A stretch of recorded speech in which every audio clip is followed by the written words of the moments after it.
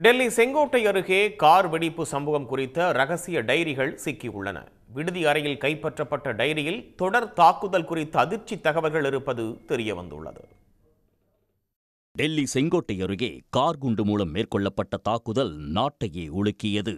இந்த தாக்குதலில் 13 பேர் கொல்லப்பட்ட நிலையில் தொடர் குண்டுவெடிப்புகளை நிகழ்த்த தீவிரவாதிகள் திட்டமிட்டிருந்த அதிர்ச்சி தகவல் விசாரணையில் அம்பலமாகியுள்ளது.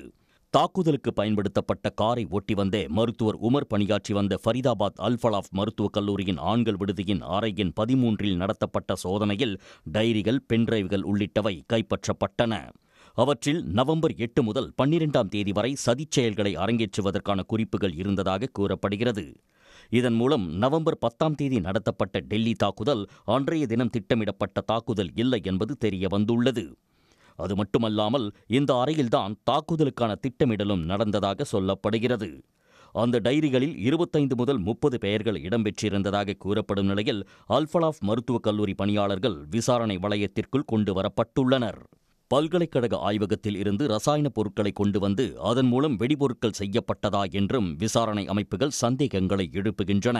இந்நிலையில் பல்கலைக்கழக நிதி தீவிரவாத செயல்களுக்காக பயன்படுத்தப்பட்டதா என்ற கோணத்தில் பணப்பரிவர்த்தனைகள் குறித்து அமலாக்கத்துறை விசாரணை மேற்கொண்டுள்ளது. பல்கலைக்கழகத்தின் இணையதளம் முடக்கப்பட்டுள்ளது.